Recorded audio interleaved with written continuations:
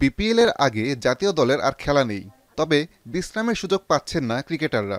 বিশেষ করে সাদা বলের ব্যাটারদের কৌশলী করতে বিসিবির বিশেষ ক্যাম্প, যেখানে স্কিলের ঘাটতি নিয়েও কাজ করছেন কোচরা। শনিবার শুরু হওয়া এই ক্যাম্প চলবে আগামী 13 ডিসেম্বর পর্যন্ত। রোববার ক্যাম্প শেষে সাংবাদিকদের মুখোমুখি হন জাতীয় দলের ব্যাটিং কোচ মোহাম্মদ আশরাফুল, যেখানে তিনি ব্যাখ্যা করেন এই ক্যাম্পের উদ্দেশ্য। খুবই ভালো একটা প্র্যাকটিস সেশন হচ্ছে। ইন্ডিভিজুয়াল প্লেয়ারের কিছু শটস আর কি ইমপ্রুভ করার জন্য। ইন্ডিভিজুয়াল আমরা বাইরের দেশে আসলে এই কাজটা বেশি করা হয়, যে 1-to-1 প্র্যাকটিসটা। আমাদের তো আসলে এই অপরচুনিটিটা হয় খুব কম। প্রতিটি খেলোয়াড়কে নিয়েই আলাদাভাবে কাজ করছেন কোচরা। বিশেষ করে শর্ট রেঞ্জ বাড়ানো নিয়ে কথা বলেছেন আশরাফুল। 2 দিন আমরা 4টা ব্যাটসম্যানকে নিয়ে কাজ করেছি।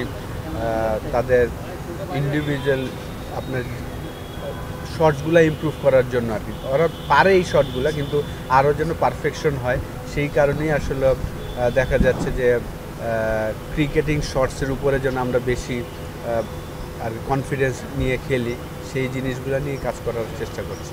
জাতীয় দলের ক্রিকেটারদের মাঝে সাম্প্রতিক সময়ে সবচেয়ে বেশি সমালোচনার শিকার হয়েছেন জাকের আলী। তবে এখনই তার উপর ভরসা হারাতে চান না টাইগারদের ব্যাটিং কোচ।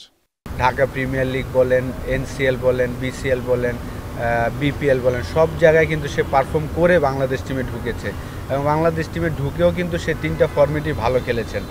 রিসেন্টলি একটু খারাপ সময় যাচ্ছে, সেই জায়গা থেকে আমার মনে হয় যে বিপিএলটা খুব ভালো একটা প্ল্যাটফর্ম তার জন্য।